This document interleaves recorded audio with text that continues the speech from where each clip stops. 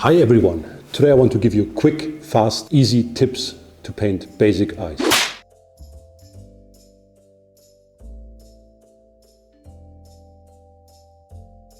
This video is different. It's not about entertaining you, it's about teaching you. There is a lesson involved. So every time you hear this sound, you have to stop the video and do the steps I did. If you go through the full lesson, you will be much more confident and better in painting basic eyes on your miniature. Enjoy!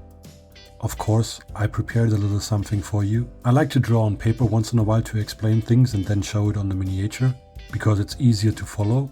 We have like 2 big heads and 3 small heads going on here.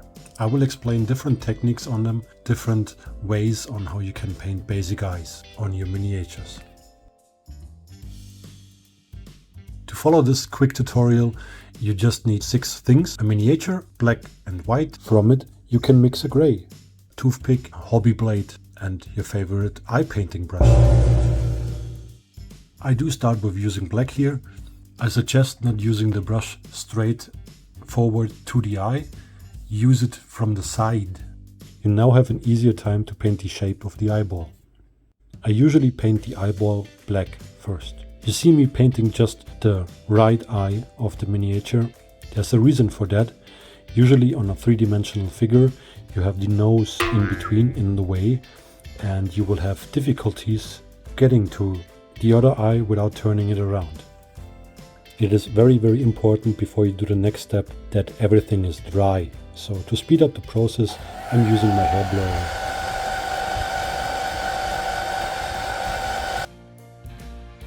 Now the plan is to paint white on top of the black, but still leaving a small thin line of black, a so-called dark lining around the eyes. Makes it more readable and more visible to the viewer's eye. I don't recommend just going straight to the miniature. Do a small training lesson beforehand. I sometimes use black stickers. The paint itself is rather thick, you can say, as if I thin it too much. As soon as it dries on top of the black, it will look grayish, and I want to have a quick result where I don't have to repaint things. Check back how small you can go with a sideways painting of white. Instead of white, you can also use a bright gray if the white is too intense. Train a little bit more to get the shape properly. Reach the shape of an eyeball.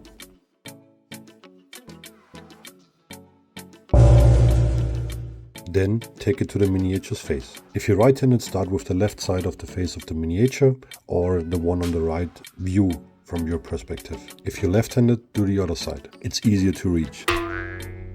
You can repeat the step to increase opacity. Here on paper, I forgot to flip it around, but you will see on a face you have to flip the face around and paint it upside down to just reach the other eye properly. As we did so much training, we now can do this to the small faces too. Try to paint as small as you can, but still ellipse shape. The smaller it gets, the more difficult it gets. Of course, not every eye that you paint will be perfect on the first try. If you mess it up, just clean it up again, go black again, and then go white again. You can repeat these things, let's say 5 times before the eye gets a sculpted volume. I need 2 more eyes. If you messed something up and there's already skin tone on the face, you can now take the skin tone and clean it up. Make sure that in each step everything is dry. Now to the difficult task. For basic eyes, I just recommend doing a black dot to create the pupil and iris. When I speak of the pupil and the iris, I will say pupiris, but that's a term for more advanced eye painting techniques. Now comes the trick. If you're right-handed, start with the difficult one, with the left one first, and then do the right one, because it's easier to adjust this one. If you're left-handed, do it the other way around. Let's take a little training dummy with a nose and a mask. Difficult one to reach first, followed by the easy one. If you mess it up, just paint a thick coat of white on top of it. 1 thick coat, or maybe 2 thick coats. You cannot repair as often as you like, as you might create volume. This is one option to paint the pupiris. The second option is painting a line inside the eye. I often use this one if the eye is very small. Paint a line inside the eye, adjust the other one, and then repair it with skin color around it. As a little training, we are doing the first option again. On larger eyes, you can do this with a brush. Speaking about the size of the pupiris, it is important that you don't get too small and too psycho, and not too big, too bumpy. Find the perfect size that looks natural. There's one little trick: look inside the mirror or in photos of human beings if you paint human eyes. Of course, when everything gets smaller on the small faces, it gets more difficult, but that's why we did some training. Check back first how small you can get with a brush, how small your black dots can get. The problem I often have with a brush is, if there's too much pressure, the pupiris will be too big and doesn't have the same shape as the first one, for example. That's where I don't use the brush. I will use a toothpick that I actually sharpen. I can recommend bamboo toothpicks, because if you use a wooden toothpick and you add liquid color to it, liquid paint, after a while it will soften and you will have the same issues as with a brush. The bamboo toothpick avoids that. So sharpen your toothpick with your hobby blade. Now take some undiluted black paint and create some tiny black dots that always have the same size. Check back when you run out of paint. Count to get to know when it's the best moment to hit the eye on the figure.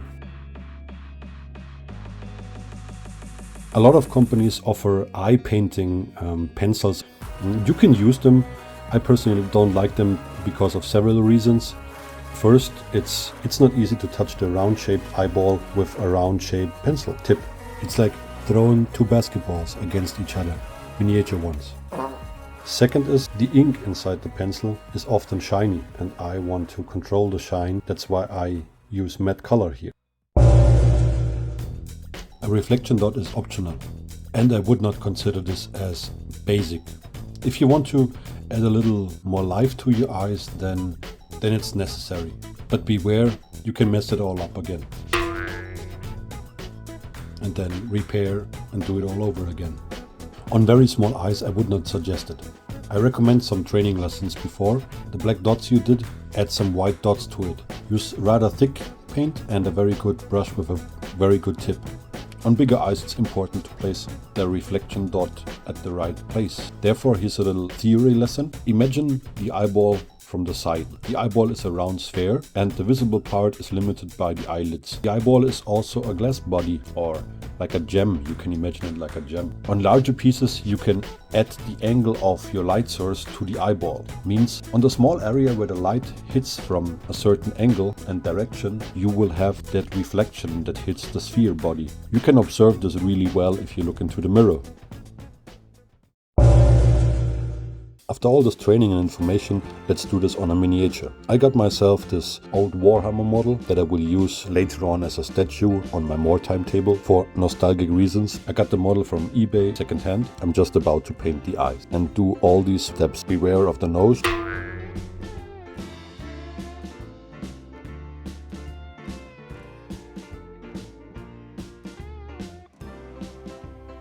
Eyes always bring out the character. Painting basic eyes on a miniature can be a very rewarding thing. Besides all the training and information in here, there's one important thing.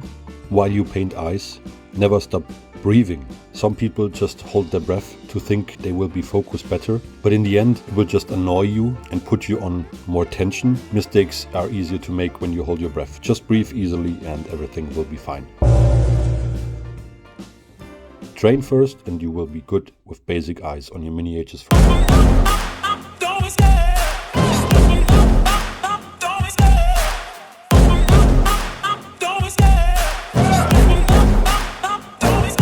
I love the chase and the hunt, and I set the pace when I'm running. I always take what I want and I always give it 100. Don't need a bank, no I'm funded. Play the game like it's nothing.